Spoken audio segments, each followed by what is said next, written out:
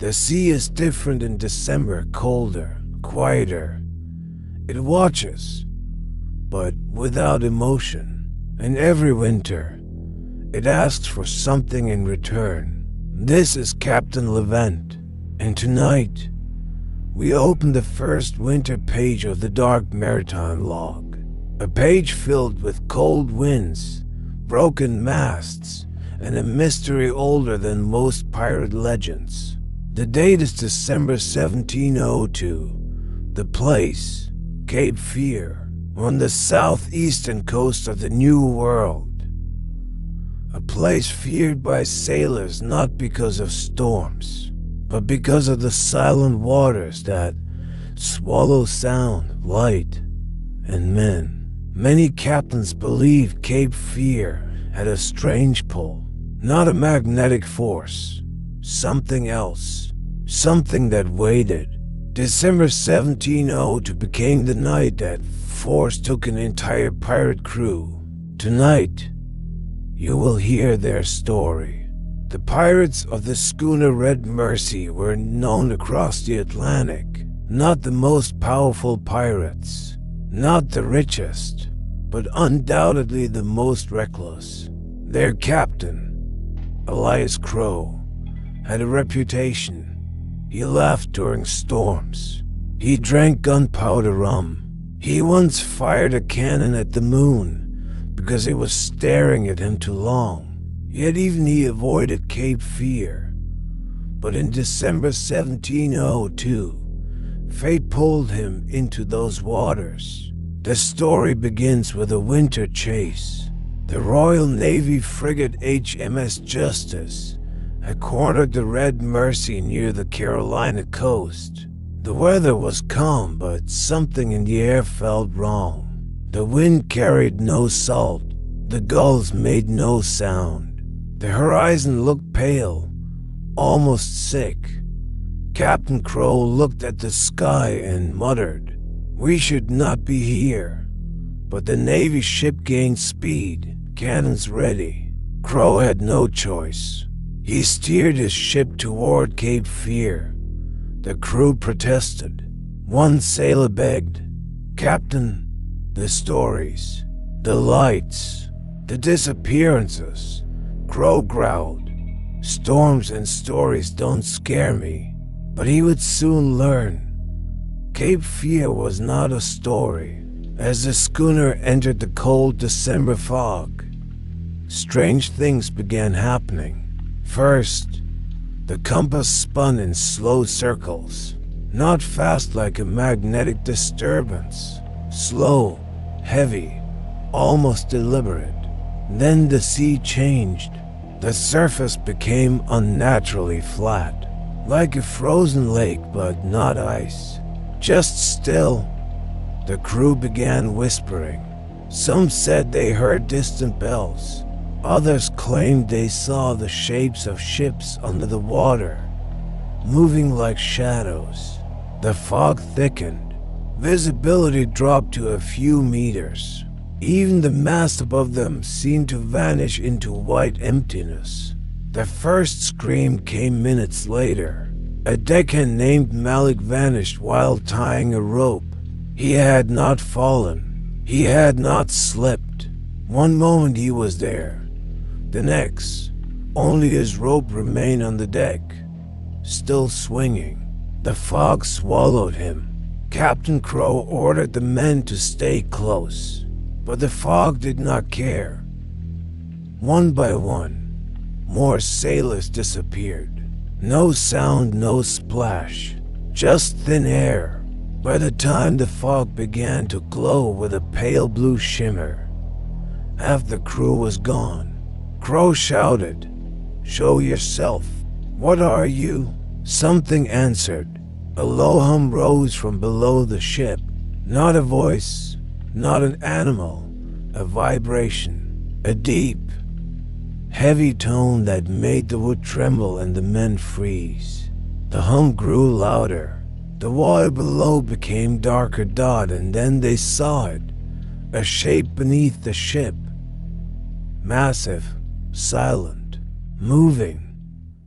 It looked like the shadow of a shipwreck, but it was moving against the current. The wind grew colder as the humming continued. The sea beneath turned black, so black it seemed bottomless. The water round the anchor chain began to bubble violently, as if something enormous dragged its body from the deep.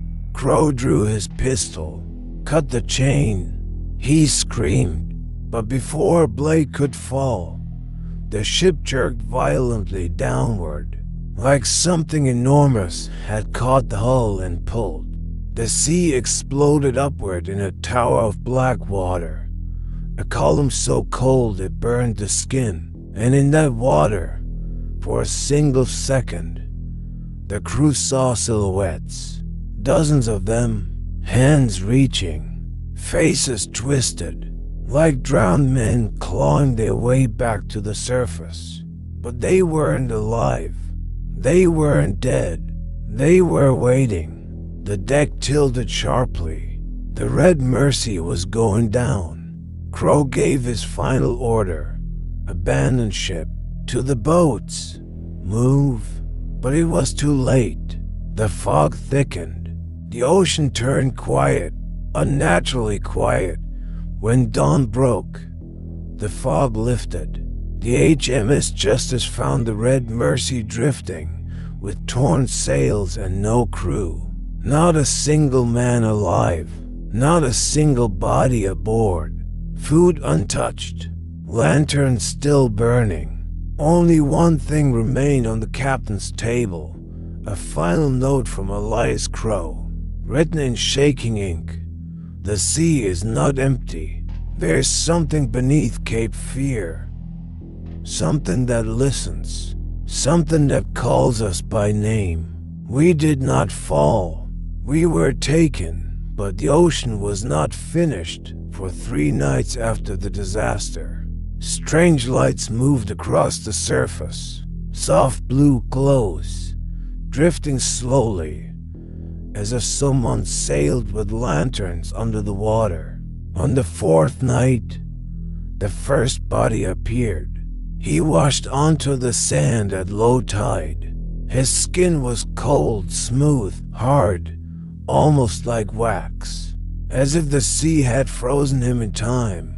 3 more men washed ashore, all in the same condition. It was as if the ocean refused to let anything feed on them. A local pastor insisted they be buried immediately. They must be laid to rest before the tide rises, he said. But when the villagers tried to lift the bodies, they felt impossibly heavy, like stones. That night, a woman claimed she saw the dead men standing near the dunes, staring at the sea, their clothes dripping, their faces expressionless. The next morning, searchers found the graves empty, but the sand was not disturbed.